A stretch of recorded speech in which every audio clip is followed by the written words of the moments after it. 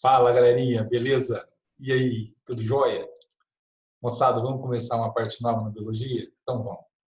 Galera, a gente vai começar a falar de composição dos seres vivos, falou? Composição dos seres vivos, uma parte importante dentro da biologia. A bioquímica dos seres vivos, né? Do que nós somos formados, do que nós somos feitos, tá bom? A ideia é a gente fazer hoje uma cama para a gente depois falar da composição direitinho. O que é essa cama? A gente vai ter primeiro entender como é que é essa classe, como é que é essa composição, né? Ela é feita de quê? Aí nós vamos ver que ela é feita de compostos, inorgânicos, orgânicos, vamos falar de um, vamos falar de outro. E aí depois a gente vai dar um tapinha em metabolismo. Eu preciso desse conceito de metabolismo para você entender as nossas aulas, falou? Então vamos lá. E depois a gente vai falar de água, tá bom? A água a gente vai começar hoje. Gente, eu só queria fazer um alerta para vocês. Eu sei que isso não é nada pedagógico, mas eu acho que cabe aqui. Que é o seguinte. Quando a gente está falando de composição de seres vivos, o comecinho da composição é muito fácil, cara. É fácil demais. A aula de hoje nossa, ridículo de fácil. Só que gradativamente depois ela vai ficando difícil. Então, ó, água, depois vai falar de sal, depois vai falar de carboidrato, de lipídio, de proteína. Aí a gente, em proteína, vai falar de enzima, a gente vai falar de vitamina, a gente vai falar de ácidos nucleicos, DNA, RNA. Então, galera, quando for chegando um pouco mais para frente para a matéria, não se assustem se você tiver alguma dificuldade. A coisa vai complicando mesmo, é praxe, tá bom? É esperado isso já. Então, relaxa, né? Cada dia, bonitinho, certinho, faça acompanhamento dessa aula, faça as anotaçõezinhas bonitinhas, tá bom? Se você quiser o PDF da projeção, eu passo para você de boa, tá? Com o maior prazer. E é assim que a gente vai trabalhar, falou? Então, vamos lá? Vamos chamar a nossa apresentaçãozinha. Primeiro eu tenho que achar ela aqui. Cadê ela? Deixa eu ver. Onde que ela está? Cadê? Aqui. Show. Bonitinho, certinho. Vamos voltar. Então tá lá. Aí. Vocês estão se cuidando, galera? Está tudo fazendo bonitinho? Quanto mais a gente se cuidar, mais rápido isso acaba e mais rápido a gente volta para a nossa sala de aula. Eu morrendo de saudade da aula, galera. Esse negócio de ficar dentro de casa não está legal, não. Né? Fica porque é necessário. Mas estou doidinho para voltar da aula. Embora. Então vamos lá. Composição de seres vivos.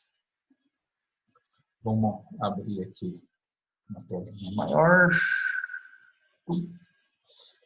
Vocês estão vendo que vocês continuam não enxergando. Vamos embora. Uma hora isso dá certo, se Deus quiser. Então vamos lá. Composição bioquímica dos seres vivos. Hoje nós vamos falar dos compostos inorgânicos, água. Primeiro vamos fazer aquela apresentaçãozinha que eu combinei com vocês. Valeu? Então vamos. Vídeo, sou eu. E aí a gente vai ver lá. Principais elementos químicos que formam os seres vivos. É o seguinte, galera. Se eu pegar os compostos, os elementos químicos que formam os seres vivos, eu vou encontrar aquilo que todo mundo já sabe, na siglazinha do CHOMPS, né? Carbono, hidrogênio, oxigênio, nitrogênio, fósforo e enxofre. Então, esses são os principais elementos químicos que formam os seres vivos. Carbono, hidrogênio, oxigênio e nitrogênio em grande quantidade. Fósforo e enxofre em uma quantidade menor. Agora, mais interessante, cara, do que todos os seres vivos serem formados por esses elementos químicos, basicamente por esses elementos químicos aqui, obviamente que existem outros, né? É você perceber, né, quando você vai analisar a composição de todos eles, que mais do que, repito, serem formados por esses mesmos elementos químicos, basicamente eles são formados nas mesmas proporções. Então, por exemplo, se eu pegar a quantidade de carbono que tem em você e pegar a quantidade de carbono que eu tenho em um outro animal, basicamente é a mesma coisa. Se eu pegar com você a quantidade de hidrogênio que você tem, a quantidade de hidrogênio que uma mangueira tem, uma planta mangueira tem, basicamente é a mesma coisa. Quer dizer, é muito interessante esse aspecto, cara. Nos dá a ideia, né, que para ser um ser vivo, existe uma composição básica, tá? Então, esse lance por exemplo, assim, né? A gente pode dar uma viajada aqui. Se a vida é um dom, né? Que dom estranho que é esse, que precisa dessa composição e nessa proporção para se manifestar, né? Mas, por outro lado, a gente pode pensar também, mas o que adianta eu ter toda essa composição aqui se eu não tiver essa outra coisa que a gente não sabe o que é, que a gente chama de vida? Então, vocês estão vendo que, filosoficamente falando, isso aqui é mais complicado do que biologicamente falando. Graças a Deus, eu dou aula de biologia. Então, a gente vai pela área da biologia, mas que é de fazer a gente pensar, é assim. Bom, e outra coisa, né, galera? Se todos os seres vivos, basicamente, são formados por esses elementos e nessa proporção, eu posso dizer, então, que a biosfera, quer dizer, a parte viva do nosso planeta, também tem a mesma composição e nas mesmas proporções. Agora tem um perhaps, cara. Esses elementos químicos, raríssimas vezes, eles vão ser encontrados de maneira isolada. Normalmente, eles estão associados, formando compostos, né? Que compostos são esses? É o seguinte, eu posso pegar todos esses elementos químicos e presta atenção na próxima telinha agora, hein? E ver que tipo de compostos que são esses. Esses compostos podem ser divididos em dois tipos. Os compostos inorgânicos e os compostos orgânicos. Então, vamos falar de cada um aqui. A ideia inicial, quando a gente dividiu os seres em compostos inorgânicos e orgânicos, né, a composição de seres vivos nisso, perdão, era que a ideia que eles tinham, né, em 1700 bolinha, era que inorgânicos seriam elementos químicos que seriam encontrados tanto no indivíduo quanto na natureza. E os compostos orgânicos só seriam encontrados nos seres vivos. Só que logo depois que eles fizeram essa afirmação e essa classificação, eles começaram a descobrir que compostos orgânicos também podem ser encontrados livres na natureza, né? Por exemplo, nós temos no universo, né, no espaço, nebulosas de carboidratos, de açúcares, que são compostos orgânicos. E não é algo vivo, é uma nebulosa, né? Sei lá, corpo celeste, sei lá como é que se chama isso. Então, essa definição de inorgânico e orgânico como inorgânico, encontrado tanto no ser vivo quanto na natureza, e o orgânico só nos seres vivos, estava errado, né? Aí, então, eles resolveram decidir, assim, esmiuçar isso, né, para saber definitivamente o que é um composto inorgânico. Aí eles encontraram 3 características típicas de um composto inorgânico. São sempre compostos de pequeno tamanho, a molécula é pequena, baixa complexidade estrutural, quer dizer, a estrutura deles é bastante simples, ok?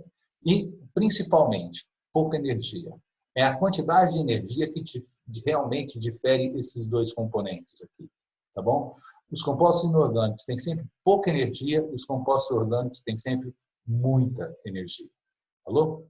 E como exemplo de composto inorgânico, a gente vai falar de água e sais. Se, para ser inorgânico, eu tenho que ter essas 3, né, pequeno tamanho, estrutura molecular simples e pouca energia, imagina os compostos orgânicos como é que eles são. Contrário, né, galera? Então, você sempre moléculas de grande tamanho, né, de estrutura complexa, a arquitetura molecular é complexa, tá bom? Basta você lembrar, por exemplo, a complexidade de uma molécula de DNA, ok? E, principalmente, a quantidade de energia sempre é muito grande. É muita energia. Muita. E como composto orgânico, a gente vai classificar quem? Os carboidratos, os lipídios, as vitaminas, as proteínas e os ácidos nucleicos. Tá bom? Então, as nossas aulas, isso aqui é como que um índice das nossas próximas aulas. Primeiro a gente vai falar de água, depois a gente vai falar de... Hoje, né, vamos falar de água. Depois nós vamos falar de sais, depois nós vamos falar de carboidrato, de lipídio, de vitamina, de proteína. Aqui a gente vai dar um break, porque a gente tem que falar de enzima, tá bom? E depois a gente fala de ácidos nucleicos. Falou?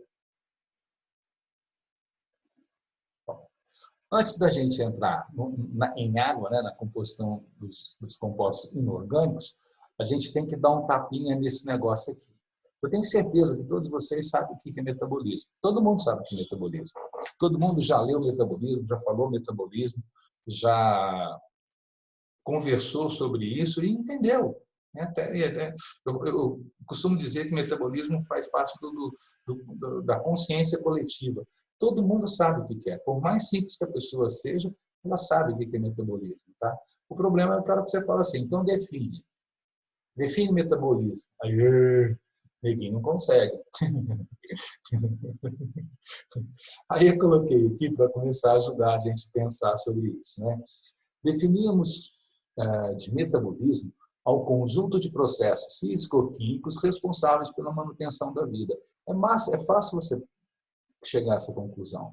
Tipo assim, igual eu trabalho em sala. Né? Respiração é um processo metabólico? Pare de respirar. Você morre. A digestão é um processo metabólico? Pare de digerir. Você morre.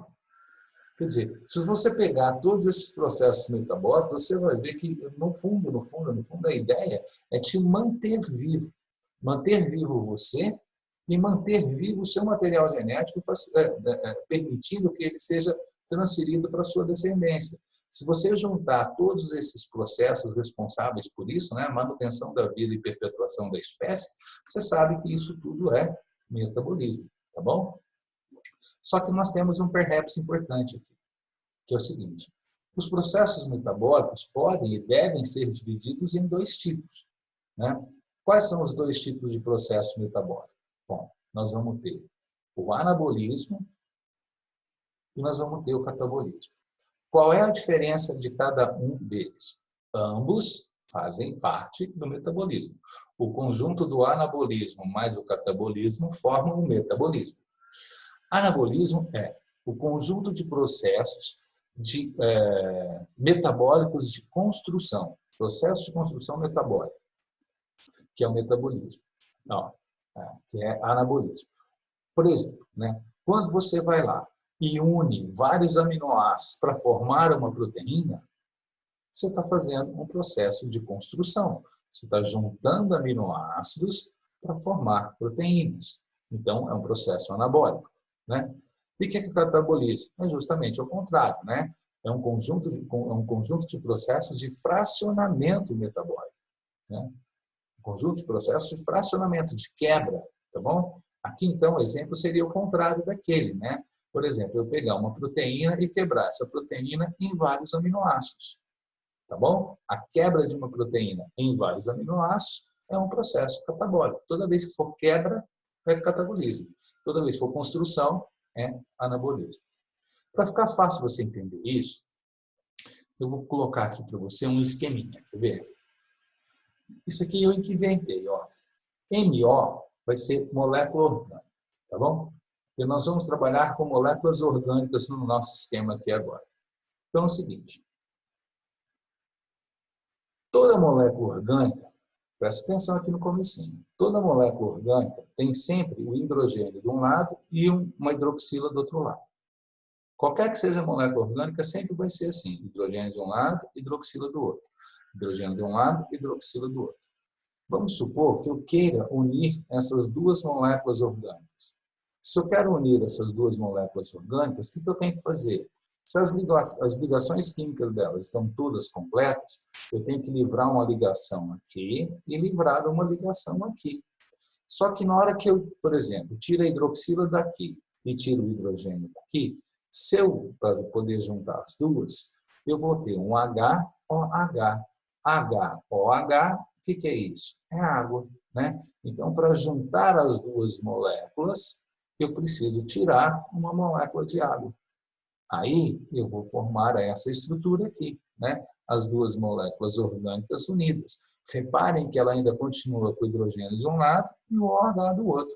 E eu estabeleci uma ligação entre elas aqui, né? Para que essa ligação acontecesse, eu precisei tirar o hidrogênio aqui e o OH daqui. Espera aí, vamos parar para pensar. Eu estou juntando duas moléculas orgânicas. Se eu estou juntando duas moléculas orgânicas, então eu estou em um processo de construção. Portanto, anabolismo. E para que o anabolismo fosse necessário, você está vendo que eu precisei tirar uma molécula de água. Ó. Tirei o OH daqui e tirei o hidrogênio daqui. Né? Aí eu vou colocar a água aqui na nossa equaçãozinha. Mas essa água estava aqui e eu tirei. Se ela estava aqui e eu tirei, então você não pode esquecer que o processo anabólico é um processo de desidratação. Tá? É a retirada da molécula da água que permite, não é a retirada da água do cara, viu, galera? Não vai desidratar o cara. É tirar a molécula da água da reação. É tirar a molécula da água aqui, o OH daqui, o hidrogênio daqui, para poder estabelecer essa ligação. Reparem, galera, que eu vou continuar com o hidrogênio de um lado e o OH do outro. Se eu quiser ligar outra molécula orgânica aqui, é só repetir o mesmo processo. Falou? É sempre assim. O processo de anabolismo é sempre um processo de construção. Agora, galera, eu fiz essa equaçãozinha aqui para que você pudesse perceber que eu posso ler ela nos dois sentidos, daqui para lá e de lá para cá. Agora, galera, o que eu vou fazer? Eu vou ler essa flechinha aqui, ó, aqui para cá. Eu tenho duas moléculas orgânicas que estão unidas aqui. Se eu quiser separar essas duas, o que eu vou ter que fazer? Eu vou ter que pegar essa molécula de água e colocar essa molécula de água aqui.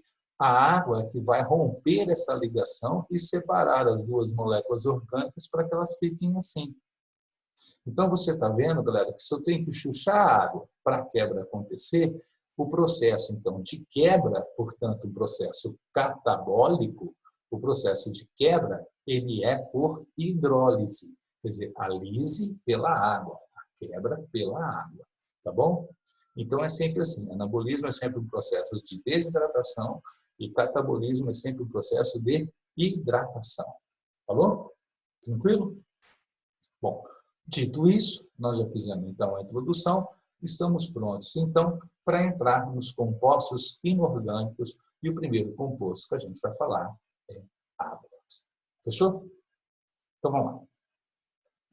Cara, a introdução de água é quase que ridícula. É como se eu estivesse chamando vocês de, sei lá, de sem noção. Mas a ideia não é essa, galera. A ideia é a gente falar, né, os conceitos básicos mesmo. Eu sei que todos vocês sabem disso. Então, por exemplo, composto mais encontrado no organismo dos seres vivos. Juro por Deus, que é a água. Todo mundo sabe disso, né, galera? A água é o composto mais encontrado. O composto mais encontrado no ser vivo é um composto inorgânico, é a água, ok? E que toda molécula de água é sempre formada por 2 hidrogênios e um oxigênio. A gente costuma dizer que a fórmula da água é a fórmula química mais conhecida no mundo. Para todo mundo, você falar H2O, todo mundo sabe o que é isso. Né? Eu preciso de 2 hidrogênios e um oxigênio para formar uma molécula da água. E não esquecer nunca, galera, que água está intimamente ligada à própria noção de vida. Né? Então, por exemplo, se os caras querem saber se tem vida num determinado planeta, ele vai lá procurar o ser vivo? Não, ele vai procurar água. Se tiver água, a probabilidade de ter vida ali é muito grande. Água no estado líquido, eu estou dizendo, tá? Não no estado sólido, congelado, mas no estado líquido. Se lá tiver água no estado líquido, é bem provável que vá ter vida lá. Então, aí eles vão para a segunda etapa. Se tiver água, eles vão então tentar procurar ácidos nucleicos, DNA e RNA. Se algum dia nós encontrarmos água num lugar, e nesse mesmo lugar nós encontrarmos ácidos nucleicos, DNA e ou RNA, cara, mesmo que a gente não veja o marcianinho, a gente sabe que ali tem vida. Falou? Bom, propriedades da água. Cara, agora você vai entender por que a água é tão importante. Dá uma olhada na lista de propriedades que a água tem. Vamos discutir uma por uma. Primeiro, é um solvente universal. Pelo amor de Deus, não esquece que a água é polar. Então, ela é um solvente universal de todas as substâncias polares do seu organismo. Tá? Nem tudo no seu organismo é polar. Por exemplo, lipídio é apolar. E todo mundo sabe que a água tem dificuldade em solver lipídios. Agora, a maior parte da composição do seu corpo é polar. E a água, então, consegue dissolver. Já falei. Termorregulador. Isso aqui é uma coisa muito importante. Por quê? A água tem um dos mais altos calores específicos da química. Por que isso, cara? É o seguinte, galera. O que é? Ou melhor dizendo, né? O que é esse alto calor específico? Quer dizer que a substância, a água, ela tem dificuldade de ganhar ou de perder energia. Vamos imaginar a energia como se fosse calor, por exemplo. Você tem 1 quilo de ferro e 1 litro de água em 2 fontes de calor de mesma intensidade. Qual das duas vai esquentar mais rápido? Ferro, o metal. Por quê? Porque tem um baixo calor específico. Rapidamente ele ganha calor. A água demora. Só que o inverso também, presta atenção. Qual dos dois vai esfriar primeiro? A água ou o metal? O metal vai esfriar primeiro. Tá? Por quê? Porque ela tem um baixo calor específico. A água, como tem um alto calor específico, ela custa ganhar energia, mas se ganhar, ela vai custar perder. Então vamos trocar energia por calor. A água custa ganhar calor, mas se chegar a ganhar, vai custar a perder calor. Tá bom? Isso é uma propriedade que a água tem, que vai ser muito importante na regulação da nossa temperatura. Outra propriedade da água é um meio de ação enzimática. Tá? É um meio de ação enzimática. Todas as enzimas, sem exceção de nenhuma delas, todas as enzimas só funcionam quando e se estiver na presença de água. Se não estiver na presença da água, nenhuma enzima vai funcionar. Falou? Então, ela é fundamental para isso. Transporte de substâncias. Basta você lembrar que praticamente tudo pode ser dissolvido em água. Então, se eu preciso transportar alguma coisa, eu vou lá, dissolvo em água e transporto isso junto com a água. Fica facinho de eu fazer esse transporte, ok? Outra, tensão. Essas 3 juntas, tensão, coesão e adesão, são propriedades da água bastante interessantes. A molécula da água, ela tende, já vamos falar já, a atrair outra molécula da água. Por ela ser polar. Você vai ver como é que isso aqui acontece. E essa força de atração, essa atração a gente chama de coesão.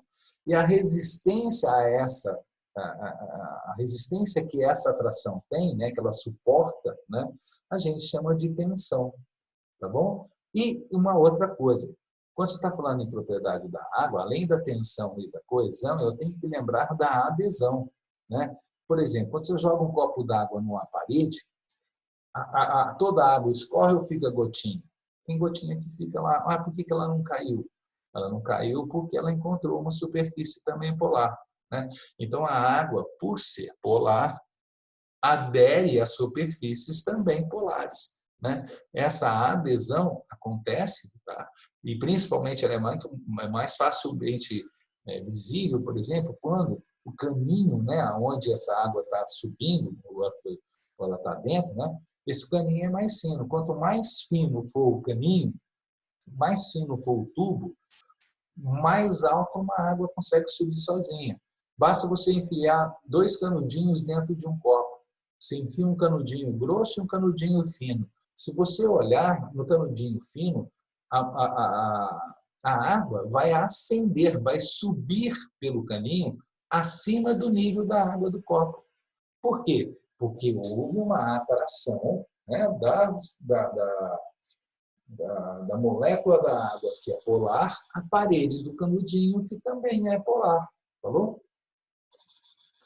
Esse mecanismo, tensão, coesão e adesão, é o mecanismo responsável, por exemplo, né, a união dos 3, né, os 3 juntos trabalhando, é responsável, por exemplo, pela ascensão de seiva nas plantas. Falou? Princípio de Dickson é também chamado de princípio da tensão, coesão e adesão. Tá bom? Graças a essa propriedade. Tá bom? Então, temos aqui, ó. O que é? Explicando, né, o que é a adesão. A tendência é que ela, por ser polar, tem a aderir a superfícies também polares. Fechou?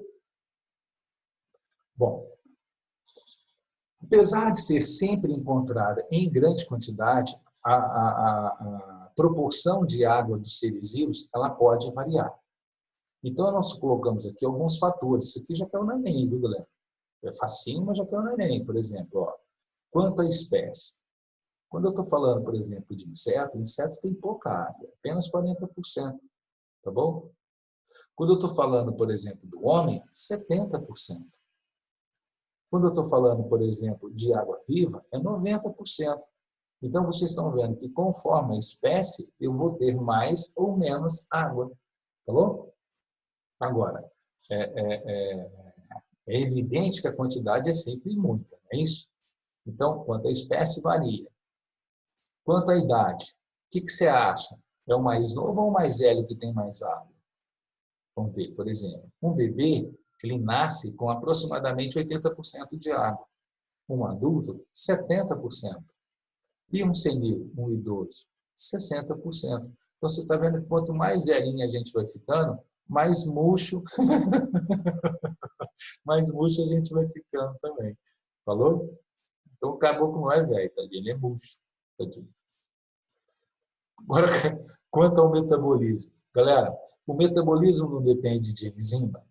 Se o metabolismo depende de enzimas, são as enzimas que fazem o metabolismo acontecer, não importa se é anabolismo, se é catabolismo, são enzimas que trabalham. Então, galera, quanto mais água eu tiver, mais rápido e mais intenso o metabolismo vai ser.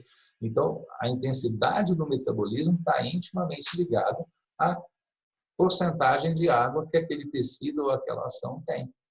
Por isso que, por exemplo, o pensamento é muito rápido, porque o teu cérebro é pura água, quase que água só.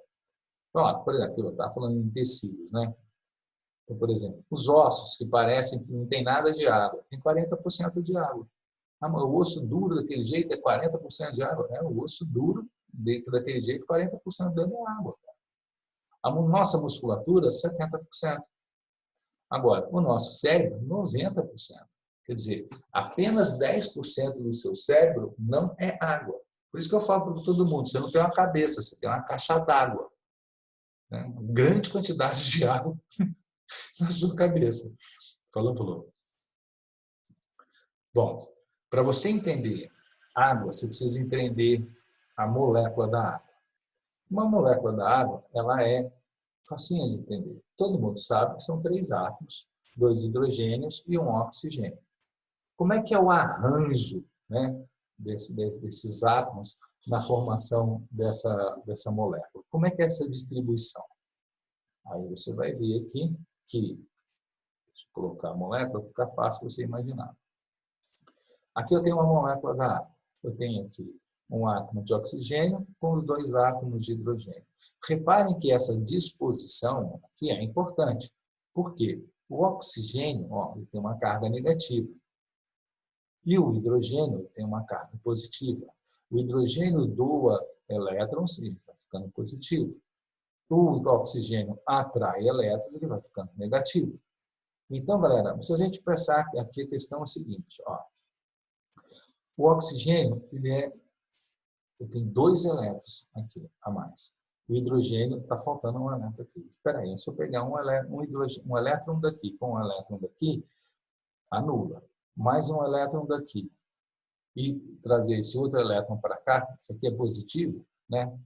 Vou fazer assim, positivo com um negativo, anula. Positivo com outro negativo, anula. Então, eletricamente, a molécula é neutra. Só que se eu traçar uma linha aqui no meio da molécula, eu vou ver que de um lado ela tende a uma carga negativa e do outro lado ela tende a uma carga positiva. Por isso que a gente então fala que a água é eletricamente neutra, positivo com negativo anula, negativo com positivo anula, mas polar. Ela tende a ter mais cargas negativas aqui e tende a ter mais cargas positivas aqui. Falou?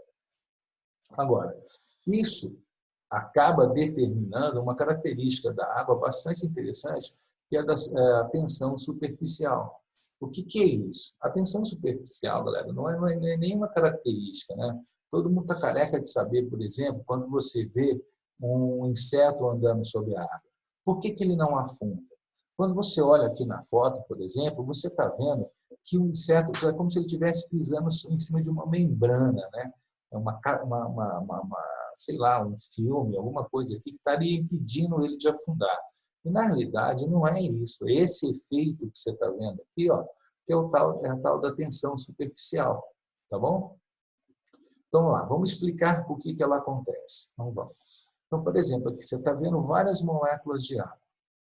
E como ela é polar, é sempre assim. A parte negativa de uma molécula atrai a negativa da outra. E a negativa da outra atrai a positiva da uma. A negativa da outra atrai a positiva da uma. A positiva da outra atrai a negativa da uma. Quer dizer, existe uma força de atração entre as moléculas. Eu até escolhi essa ilustração, porque normalmente eles mostram essa ilustração como se houvesse um traço aqui, uma linha, uma cola. Mas não existe uma linha, uma cola. Isso aqui é as tais pontes, antigamente chamado de pontes de hidrogênio, hoje em dia a gente fala de ligações de hidrogênio. Isso é uma força de atração. Tá? É muito parecido, por exemplo, com um ímã atraindo um metal. Tá bom? Não existe uma ligação física, mas existe uma força de atração. Uma molécula atraindo outra molécula, devido à sua polaridade. Igual você está vendo aqui, ó, positivo atrai o negativo, negativo atrai o positivo, positivo atrai o negativo, e assim vai, tá bom? Agora, então tá lá, ó, é um efeito físico que ocorre na água e mais alguns líquidos, onde, eles que são polares, né? Onde a superfície desses líquidos se comportam como se fosse uma membrana. Dá a ideia de ser uma membrana aqui, né, galera? Mas é um comportamento, isso não é real, não existe membrana nenhuma aqui. Por exemplo, se eu pegar essa coitada dessa aranha aqui, ela tem o peso dela está distribuído em 8 patas. Se eu chegar aqui e cortar 2 patas dela, quer dizer que o peso dela vai distribuir em 6 patas. Quer dizer, a força-peso em cada pata provavelmente vai exceder a força de atração entre as moléculas. E essa coitada aqui vai afundar com a batata. Falou, Flu? Bom, isso ocorre graças às forças de coesão, as forças de atração entre as moléculas de água, né? Estabelecendo entre elas ligações ou ligações de hidrogênio, ou antigamente chamado de pontes de hidrogênio. Então, dependendo do vestibular que você for fazer, vai ter um jeito ou outro. Falou? Funções da água, basicamente a gente falou tudo, está intimamente ligado às propriedades que a água tem. Solvente universal, já falei. Transporte, já falei. Meio de ação enzimática, não é maio, não, é meio. Esse aqui é o corretor, foi da mãe. Meio de ação enzimática, tá bom? Manutenção da temperatura, como ela tem aquele lance do calor específico, né? Você é formado de 70% de água, você custa esquentar. Mas se você chegar a esquentar, por exemplo, se tiver uma hipertermia, vai ser difícil você voltar também à temperatura normal. O contrário também acontece, né? Se você cair num lago congelado, qualquer coisa assim, você vai entrar num quadro de hipotermia. Para você conseguir fazer um paciente com hipotermia voltar à sua temperatura normal, você também tem dificuldade. Alô, galera? Bom, essas são as principais funções da água, sem esquecer, né, galera, nenhuma daquelas propriedades da água que a gente falou, tá bom? Ali também você entende muito de função, falou? E um copo d'água é sempre muito bom. Né? Eu sei que alguns de vocês preferem cerveja, mas juro por Deus, isso aqui é o líquido da vida. Valeu, galera? Moçada, então a gente vai ficar por aqui, em água. Na nossa próxima aula, a gente vai falar sobre o outro composto inorgânico, a gente vai falar de sais, tá bom? E mais do que de maneira geral, a gente vai também falar de forma específica, né? Por isso que é a próxima aulinha um pouquinho já mais pesada, porque a gente vai falar de vários tipos de sais. Valeu, galera? Gente, um beijo grande para vocês e até a nossa próxima aula, então. Tá bom? Muito obrigado. E, por favor, se cuide, galera. Quanto mais a gente se cuidar, mais rápido a gente volta para a nossa rotina. Muito obrigado a vocês. Beijão. Fiquem com Deus, galera.